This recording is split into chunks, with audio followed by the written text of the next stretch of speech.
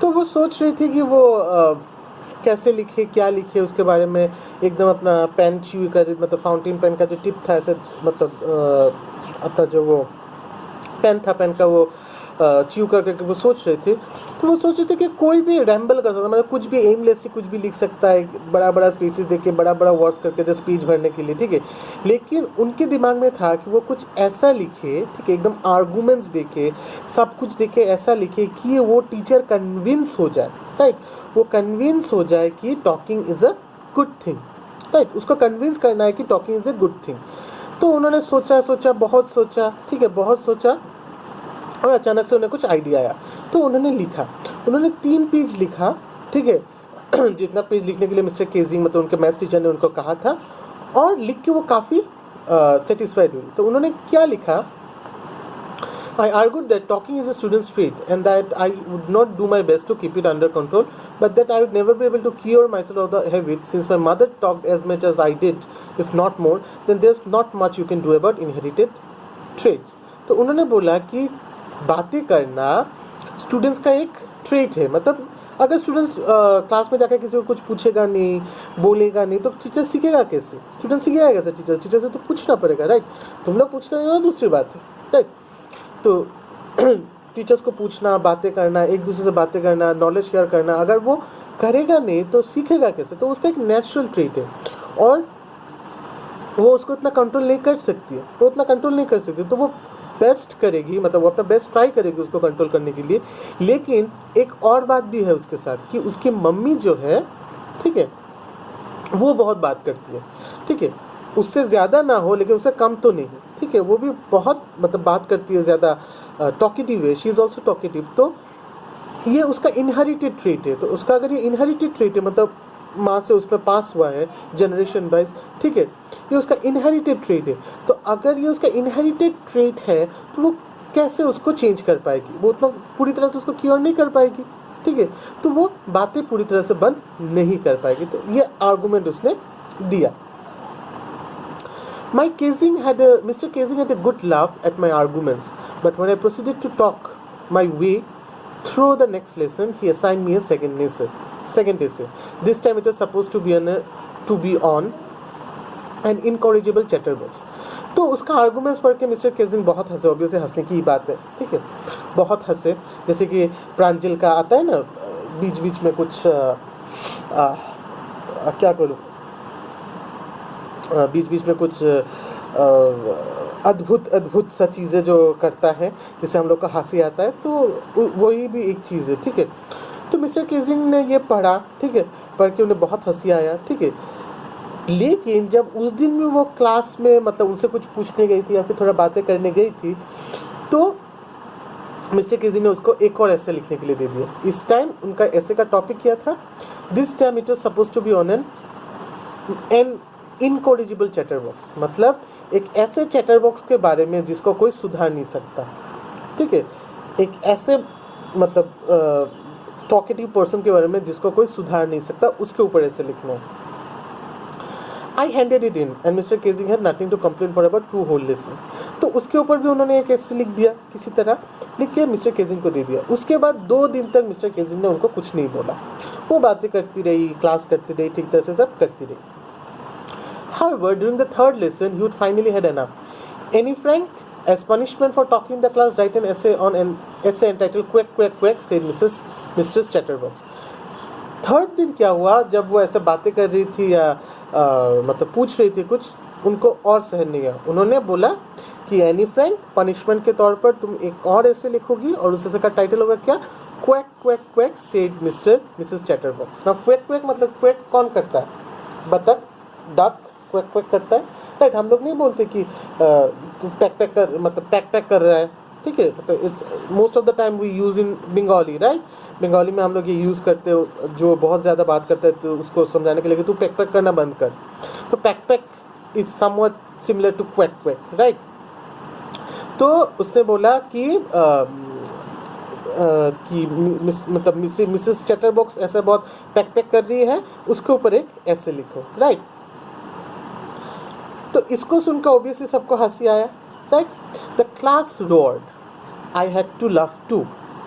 दो I nearly exhausted my ingenuity on the topic of chatter boxes.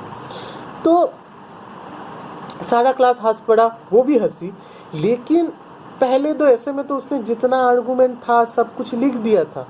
अब फिर से कहाँ से वो आर्गूमेंट, नया आर्गूमेंट निकाल के लिखेगी चैटर बॉक्स के ऊपर? वो तो एग्जॉस्टेड हो चुकी थी, वो तो टायर्ड हो चुकी थी, उसका सारा आर्गूमेंट्स चला गया था, राइट। लेकिन it was time to come up with something else. लेकिन ये समय था कि वो नया कुछ लेके आए, नया कुछ लिखे, समथिंग ओरिजिनल, कुछ नया ओरिजिनल लिखे। My friend Sen who is good at poetry offered to help me with the essay from beginning to end in verse and then jump for joy। तो वहाँ पे क्या हुआ, वहाँ पे उनका एक दोस्त सेन जो बहुत अच्छा पोइट्री लिखता था, वो उनके हेल्प के लिए आया। उसने बोला कि वो उनको हेल्प करेगा पूरा ऐसे वर्ड्स में लिखना, मतलब एकदम राइम में लिखना, एकदम पोइट्री की लैंग्वेज में लिखना फ्रॉम बिगिनिंग टू एंड। और ये सुन के एनी खुशी से मतलब जंप करने लगी, खुशी से कूदने लगी, राइट, क्योंकि एक नया तरीके से वो लिख के देगी और इम्प्रेस करेगी। Mr. Casing was trying to play a joke on me with his ridiculous subject, but I would make sure that the joke was on him। तो उसने दिल में ठान लिया था कि मिस्टर केजिंग तो मतलब ये सब टॉपिक के ऊपर मुझे ऐसे लिखने के लिए बोल के मेरे ऊपर जोक करना चाह रहे हैं, लेकिन मैं भी ये इंश्योर करती हूँ कि ये जोक उनके ऊपर ही जाएगा, ठीक है, कि लोग उनको ही बोलेंगे कि उन्होंने बहुत ही एब्सर्ड किसी चीज़ के ऊपर लिखने के लिए मुझे ऐसे दिया, ठीक है, मेरे ऊपर और जोक नहीं रहेगा। मतलब वो मेरा मजाक बनाना चाहते हैं, मैं लिख के देके उनका मजाक बना दूंगा। समझ रहे हो तुम लोग? I finished my poem and it was beautiful. It was about a mother duck and a father swan with 3 baby ducklings who were beaten to death by the father because they quacked too much। तो उन्होंने वो poem लिखा। Poem बहुत सुंदर था उनके लिए, और ये किस चीज़ के बारे में था? Mother duck and a father swan, एक माँ बतख और एक फादर स्वान जो राजहंस जो होता है, ठीक है। और क्या हुआ, उनके 3 बेबी डकलिंग्स थे, 3 छोटे छोटे बच्चे थे जिनको फादर ने बीटन टू डेथ, मतलब मुंह से मार के मार दिया क्योंकि वो लोग ज़्यादा क्वेक करते थे। तो इसका मतलब जो मैसेज एनी देना चाहती थी वो ये था कि जो डक के बच्चे हैं वो तो बातें करेंगे, क्वेक करना तो उनका एक्सप्रेशन है, राइट, फॉर्मेट। जैसे कि हम लोग लैंग्वेज से बातें करते हैं, जैसे कि हम लोग अभी जो मैं तुम लोग को बोल रहा हूँ जिस लैंग्वेज से, वो लोग मैं एक्सप्रेस कर पा रहा हूँ, इसलिए तो तुम लोग समझ पा रहे हो, राइट। अगर मैं एक्सप्रेस नहीं कर पाता तो कैसे समझते तुम लोग? तो बातें करना is a way of expression, right. जो हिंदी में तुम लोग पढ़ते हो भाषा क्या है, ठीक है, तुम्हारे भाव के प्रकाश करने का माध्यम भाषा होता है, राइट। तो वही है हमारा जो एक्सप्रेशन है, जो फीलिंग्स है, उसको जैसे कि हम एक्सप्रेस करते हैं, ठीक है, उसी के लिए तो हम बातें करते हैं, उसी के लिए तो हम लैंग्वेज यूज़ करते हैं। तो अगर वही नहीं कर पाएंगे तो कैसे होगा? तो ये डकलिंग जो है वो क्वैक करके तो सिर्फ एक्सप्रेस ही कर रहे थे, ठीक है, उसी के लिए उनको मार दिया गया है, तो ऐसा कैसे होगा? This is unfair. तो वही समझाने के लिए चाहिए, उनको जो बातें करने के लिए मना कर रहे हैं, तो अगर वो बातें नहीं करेगी तो अपने आप को कैसे एक्सप्रेस करेगी? ये तो एकदम उनके ऊपर सेंसरशिप बिठा देना है, एकदम उनके ऊपर रोक लगा देना है, बैन लगा देना है, right. Luckily mister Keating took the joke the right way. Luckily mister Keating को वो बहुत अच्छा हुआ और वो इस जोक को मतलब लाइटली लिया उन्होंने, उनको पसंद आया ये आर्गूमेंट पसंद आने लायक ही था, right. He read the poem to the class adding his own comments and to several other classes as well। तो उन्होंने वो पूरा जो पोएम है वो क्लास में पढ़ा, ठीक है, अपना कमेंट्स लगा के, अपना एनालिसिस लगा के पूरे क्लास में पढ़ा, और सिर्फ उसी क्लास में नहीं, दूसरे क्लास में भी जाके ये पोएम पढ़ के सुनाया, उनको इतना अच्छा लगा। Since then I have been allowed to talk and haven't been assigned any extra homework। और उस दिन से और मिस्टर केजिंग ने उनको बातें करने से मना नहीं किया, मतलब क्लास में मतलब उतना रोक टोक नहीं किया और कभी एक्स्ट्रा होमवर्क भी नहीं दिया। On the contrary mister Keating always make jokes this days, ठीक, उसके उल्टा मिस्टर केजिंग इतने लाइवली हो गए उस जोक के बाद कि वो अब खुद क्लास में जोक करने लगे थे। इसी के साथ एनी ने 20 जून 1942 का डायरी एंट्री खत्म किया, नीचे लिख के योर्स एनी, ठीक है। तो देखो एक चीज़ की रिजल्ट के बारे में शुरू हुआ था, ठीक है, लेकिन रिजल्ट के बारे में नहीं आया क्योंकि मीटिंग तो दूसरे दिन होना था, right, and it was a Saturday, तो संडे क्लोज, मंडे, राइट।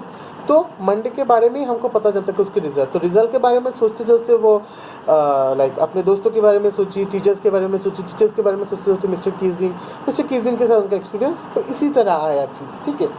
ये दिमाग में जो सोच रही थी वैसा ही वो लिख रही थी, ठीक है, जिसकी वजह से यहाँ पे हम लोग को रिजल्ट के बारे में कुछ पता नहीं चला। रिजल्ट के बारे में शायद हम लोग को नेक्स्ट में पता चलेगा, जो कि हमारे सिलेबस में नहीं है। और अगर तुम लोग चाहते हो कि पढ़ो तो you are welcome to read the book, ठीक है। आई होप तुम लोग को समझ में आया। कुछ भी समझ में नहीं आया तो please ask me in the group, और if you think that you can not understand the group, you can call me, right. You have my number, please call me, okay. Bye for